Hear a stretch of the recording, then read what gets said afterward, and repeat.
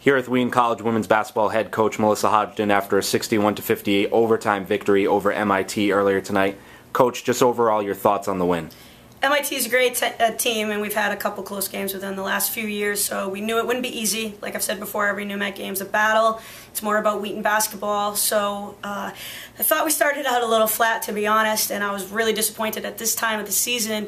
You want effort, energy, and enthusiasm. We talk about it all the time, and that's why I called a few timeouts and lit into the team about that, because you can't coach effort at this point of the season.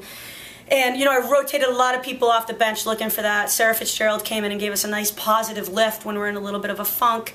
And then Kirsten Ferrari did too. And then I think the real big break for us was Lauren McClellan. You know, with Kylie Shoemaker being in foul trouble and having a tough game, Lauren McClellan came in and gave us a huge spark, along with senior Hallie Vitagliano when we were down and out, hitting two back-to-back. One was a 2, but it was pretty close to a 3, and the other was a 3.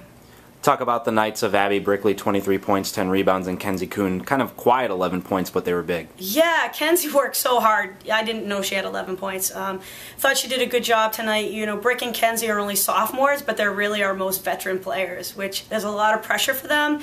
I think they're learning more that they are those leaders and that there's a lot of responsibility defensively and offensively, and maybe it's unfair, but they both want it. So Kenzie's was quiet. Brick's, you know, we're going to go to Brick until somebody takes her away. And I thought she did a good job of being strong and not getting frustrated.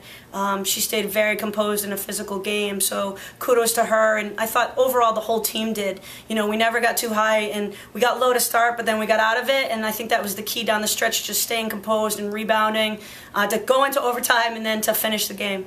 Can you touch about that poise a little more, especially late in the overtime? Rebecca Arnone gets a big tie-up to create a turnover in the paint on what would have been maybe an easy layup for the Engineers, and just talk about the composure down the stretch. Yeah, Becca's a freshman who was a post player in high school that I'm making play guard, so life's unfair sometimes, but she's adjusting, and she's really worked on her footwork, and she's a handsy kid, so we've worked on her hands a lot, and she got in great position. And one thing we've been working on lately, the ball's in front of you, take it, and I don't think we do that enough. Sometimes we wait to see what they're going to do with it, and our motto all year has been dictate with defense, and that's something that I saw for the first time tonight, and I think Becca really set that tone on number 3, their best player. I mean, Becca was post in high school, and she's guarding, you know, the Rookie of the Year point guard from last year for MIT, and she just did a heck of a job. Coach, can you talk about the rebounding margin prior to the game? You talked about that being a key to the game tonight, and 46 rebounds tonight, 1 over your goal. Yeah, maybe I should go buy a lottery ticket. I put that on the board, and you know, I hate giving numbers because it can go good or bad. And I put 45 plus on the board, and they got 46.